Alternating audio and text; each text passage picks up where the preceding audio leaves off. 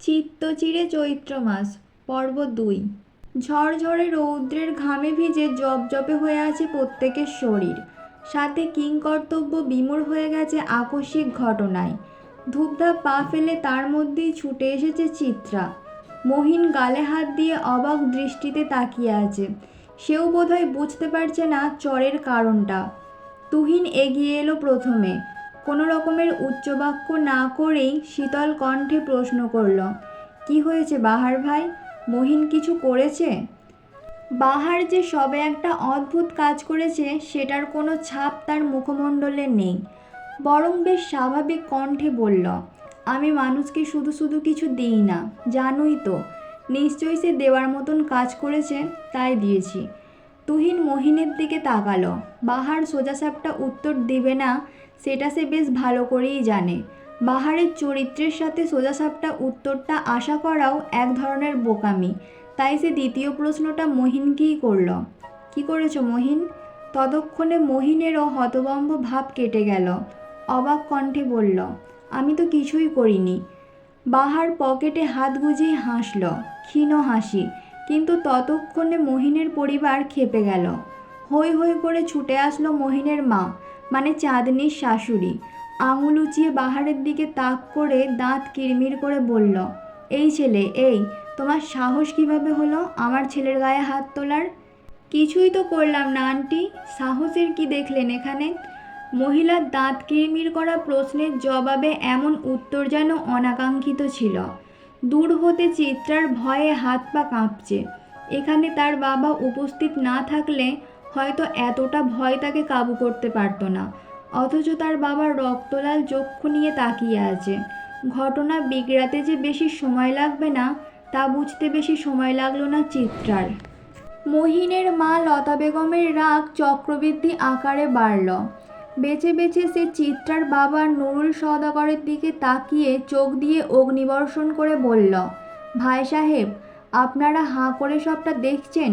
বাহিরের একটা উটকো ছেলে আপনাদের সামনে এমন একটা কাণ্ড ঘটিয়ে ফেলল, অথচ আপনারা নিশ্চুপ। ছেলেটাকে ধমকও দিচ্ছেন না। ওনার ধমকের পরোয়া অন্তত বাহার করে না আন্টি। ভুল জায়গায় ভুল তথ্য প্রেরণ করাটাই বোধহয় মহিলা সমাজের কাজ। এবারও বাহারের কণ্ঠ স্বাভাবিক, কিন্তু স্বাভাবিক থাকতে পারলেন না নুরুল সওদাগর। খ্যাঁক খ্যাঁক করে বলে উঠল, এই অভদ্র ছেলে, বড়দের সাথে কিভাবে কথা বলতে হয় জানো না?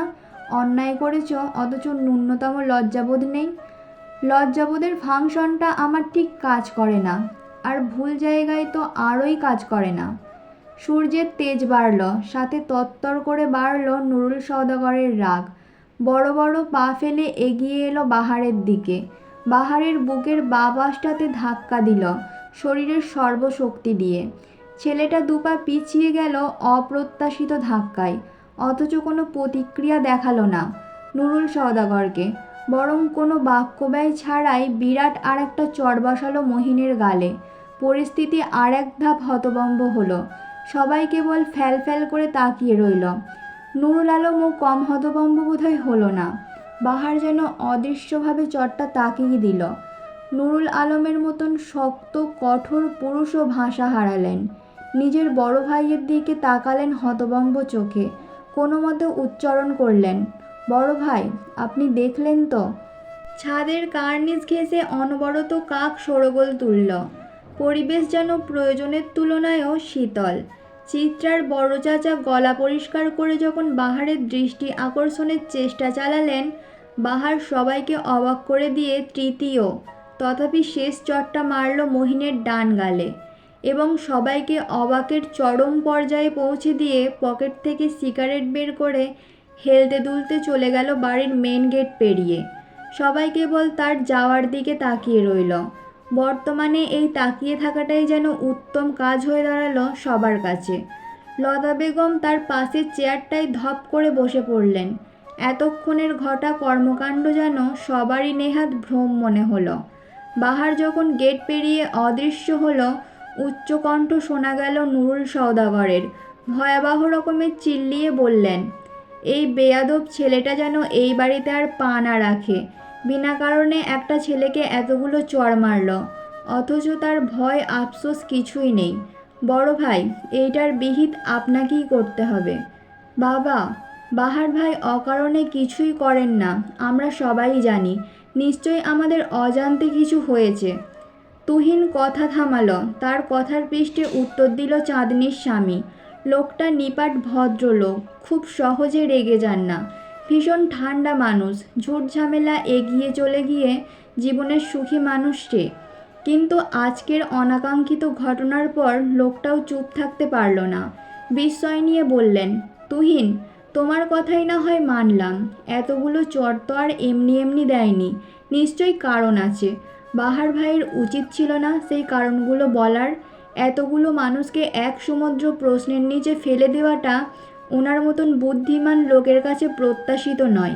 সব জায়গায় গা ছাড়া ভাবটা আদৌ মানানসই? অবস্থা বেগতিক। কথার পৃষ্ঠে শুরু হলো কথার ঘাত প্রতিঘাত, অথচ যাকে নিয়ে এত কিছু সেই নির্জীবভাবে প্রস্থান করেছে। বাহার ভাইয়ের কাজটা বড্ড চোখে বাজলেও বাড়ির বেশিরভাগ মানুষই তার পক্ষেই কথা বলছে। কথা কাটাকাটি যখন বাজে পর্যায়ে, তখন চিত্রার মনে হলো বাহারের পক্ষ থেকে একটা কারণ উল্লেখ করতে হবে যেন চটটা যুক্তিযুক্ত হয়। যেমন ভাবনা তেমন কাজ করার আগেই বাড়ির সবচেয়ে গম্ভীর ঠান্ডা ওহি কথা বলে উঠল। খুব ক্ষীণ স্বরে বলল, বাহার ভাই আমার পক্ষ থেকে চটটা মেরেছেন, ওনার দোষ নেই। অবাকের ওপর অবাক হচ্ছে পরিবারের বড় সদস্যরা। ছোটরাও সেই তালিকার বাহিরে নয়। ওহির মা ছুটে এলেন মেয়ের দিকে, ধমকে বললেন, কি বলছিস ওহি? আজে বাজে কথা বলবি না একদম। মায়ের ধমকে ভয়ে ওহির মুখটা এতটুকু হলো। তখন মেয়েটার ভরসার হাত হয়ে এলো চিত্রার মা। এই ভদ্রমহিলা প্রচুর বুদ্ধিমতী। ওহির কথার ইঙ্গিত বুঝতে তার এক সেকেন্ডও ব্যয় হলো না। তাই নিজের ছোট যাকে চোখের ইশারায় চুপ করিয়ে ওহিকে আদুরে স্বরে জিজ্ঞাসা করলেন, আচ্ছা ওহি, বলো তো মহিন ঠিক কী করেছে তোমার সাথে? অসভ্যতাম করেছে কি? ওহি ওপর নিচে মাথা নাড়ালো, যার অর্থ হ্যাঁ। চোখের গোল গোল গ্লাসের চশমাটা ঠেলে চোখের সাথে আটসাট করে দিতে নত মুখে বলল, মহিন আমার স্পর্শকাতর জায়গায় বাজেভাবে ছুঁয়েছে, সেইটা হয়তো বাহার ভাই দেখে ফেলেছে। আমি তো লজ্জায় প্রতিবাদ করতে পারতাম না, ভাগ্যিস উনি করে দিয়েছে। সবার দৃষ্টি এবার মহিনের দিকে পড়ল। মহিন অবাক চোখে তাকিয়ে রইল ওহির দিকে। তুহিন এসে এলোপাতাড়ি কতগুলো আঘাত করলো তার শরীরে। ঘৃণায় প্রত্যেকের শরীর রি করে উঠল। ওহি স্বভাবসুলভ বেশ ঠান্ডা মেয়ে। এই মেয়ে যে বানিয়ে বানিয়ে কিছু বলবে না, সেটা সবারই জানা। লতা বেগম নিজের ছেলের বেহাল অবস্থা মানতে না পেরে ছেলের সামনে সুরক্ষার দেয়াল হয়ে দাঁড়ালেন। ছেলেকে নিজের পিছে আড়াল করে হাত জোর করে বললেন, আমার ছেলেকে আর মেরো না বাবা, অনেক তো মেরেছ।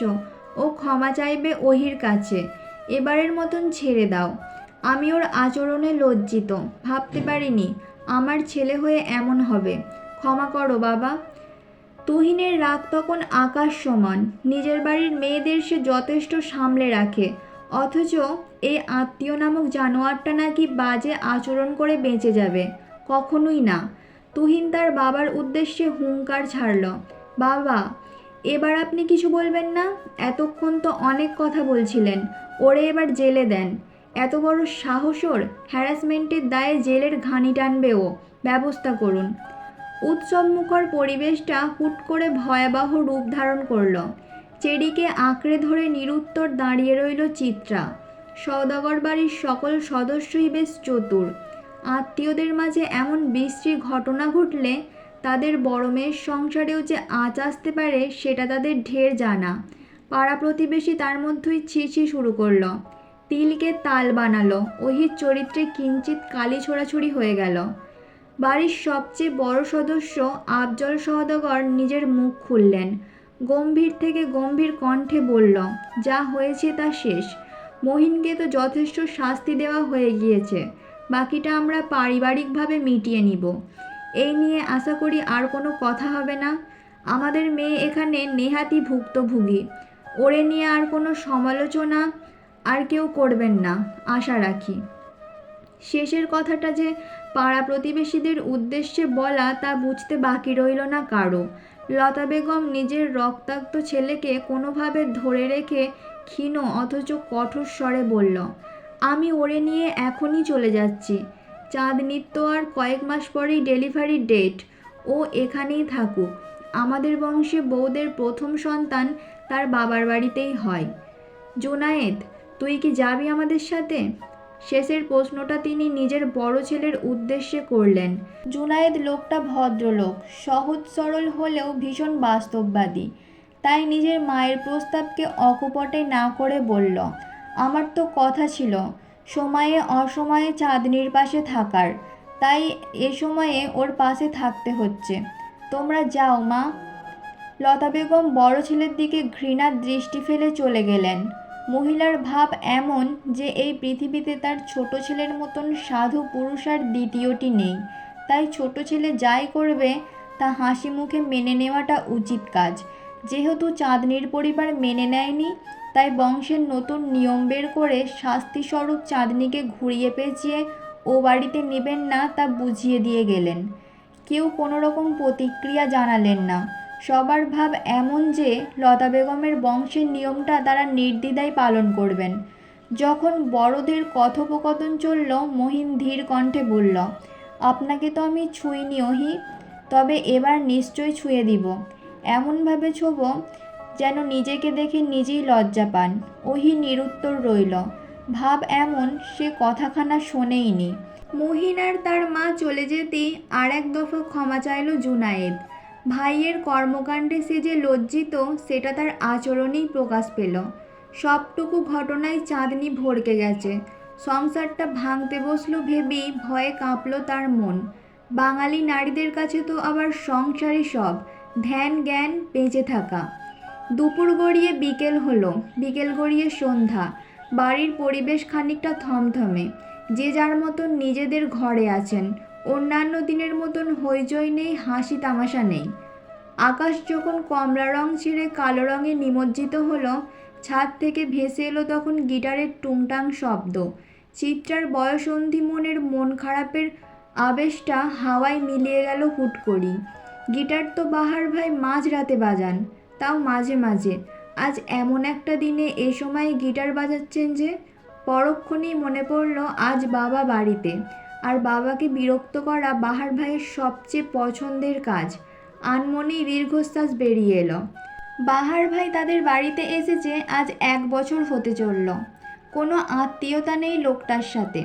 কেবল আর কেবলমাত্র দিহান আর ত্রিশানের শিক্ষক হয়েই এ বাড়িতে খুঁটি গেড়েছেন সে।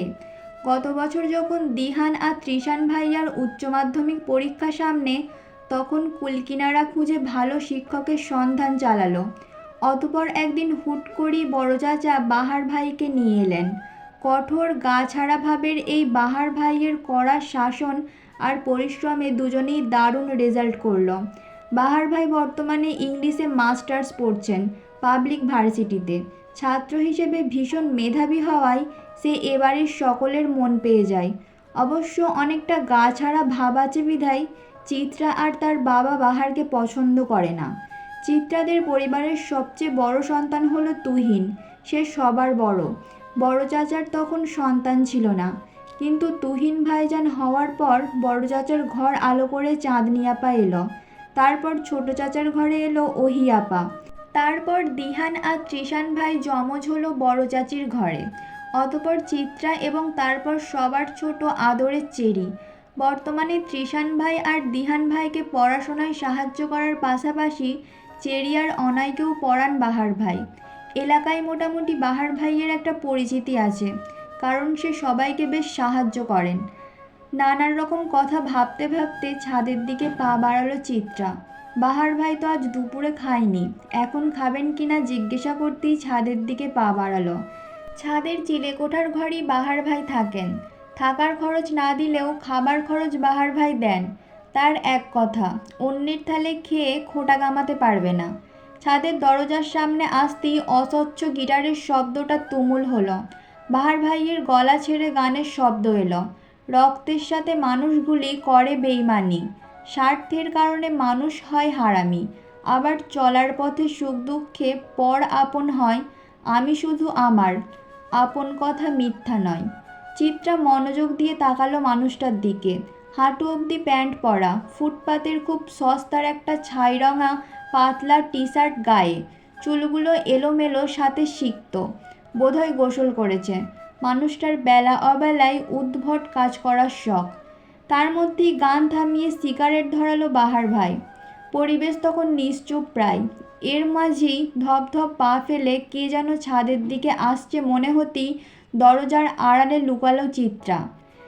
ভেবেছিল মা চাচির মধ্যে কেউ এসেছে, কিন্তু চিত্রাকে অবাক করে দিয়ে ওহি হাজির হলো, হাতে তার ঢেকে রাখা থালা।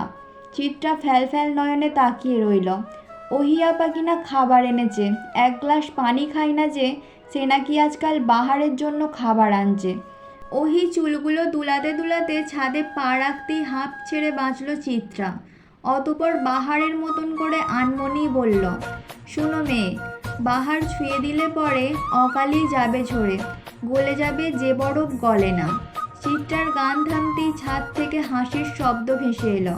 পরক্ষণেই বাহারের কণ্ঠ ভেসে এলো, চিন্তা নেই মেয়ে, কারো এক দিন হব, কারো এক রাত হব, এর বেশি রুচি কারো হব না। চিত্রার চোখ অবাকে বড় বড় হয়ে গেল। তার গান কি তবে বাহার ভাই শুনে ফেলল?